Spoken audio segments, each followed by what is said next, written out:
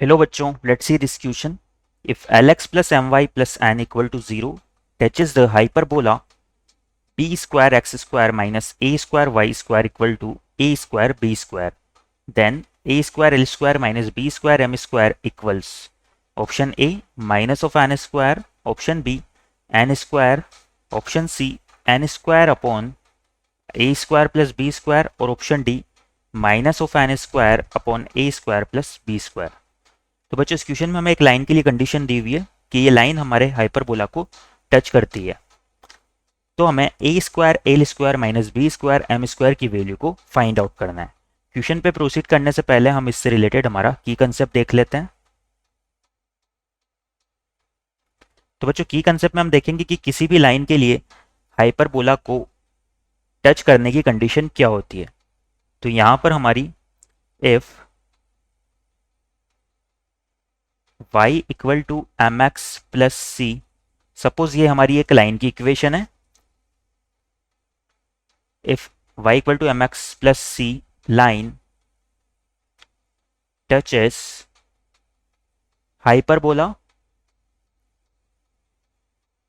X square by a square minus y square by b square equal to 1, यानी कि ये line जो है इस पैराबोला इस हाइपरबोला के लिए टेंजेंट का काम करती है।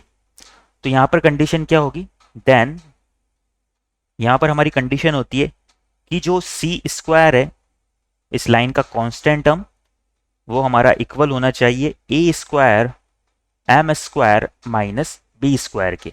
यहां पर ए स्क्वायर किसे रिप्रेजेंट कर रहा है, एक्स स्क्वायर अपॉन ए स्क्वायर, ये हमारा ए स्क्वायर है और ये बी स्क्वायर है, और एम इस लाइन की स्लोप को रिप्रेजेंट कर रहा है।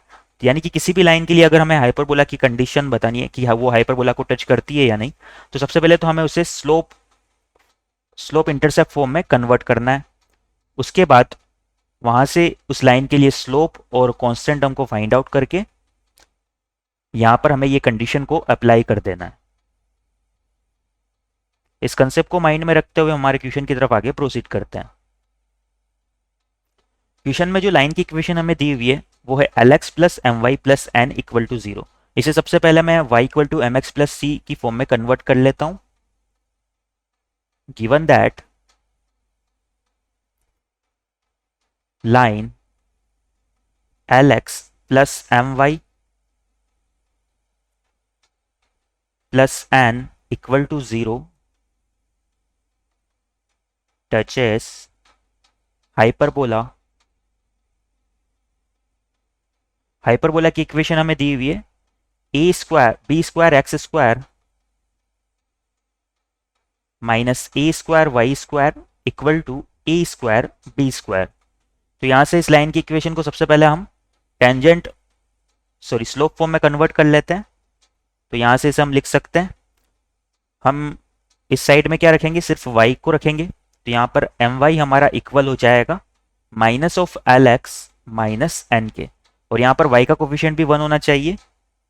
तो यहां से भी अगर हम सिंप्लीफाई करें तो y हमारा इक्वल आ जाएगा minus of l by m x minus n by m के।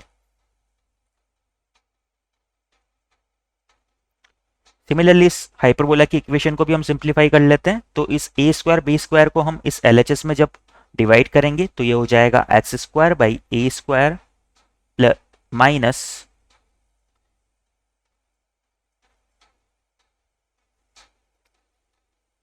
X square by a square minus y square by b square equal to हो जाएगा 1।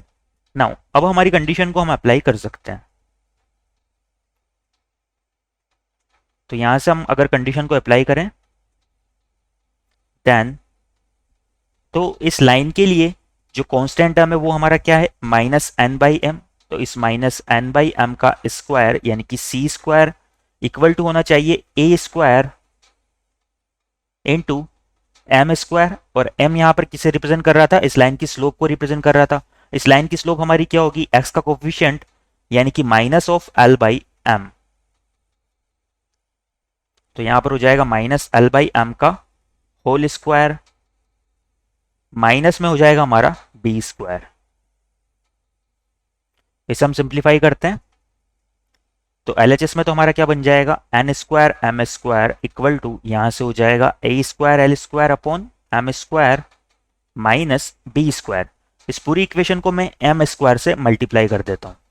इसे अगर हम इक्वेशन 1 नाम दें तो यहां से हम लिख सकते हैं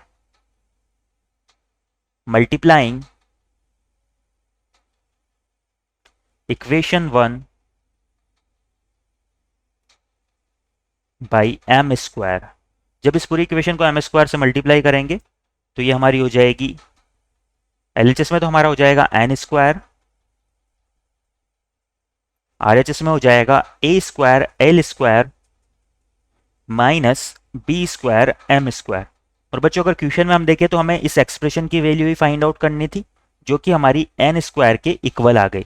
तो यहां से हम लिख सकते हैं hence a square L square minus B square M square हमारा किसके इक्वल आ गया, एन स्क्वायर के।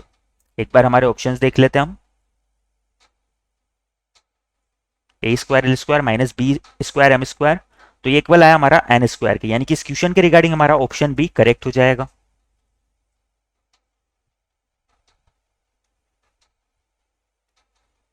Our final answer is option B. I hope you understand it well. Best of luck.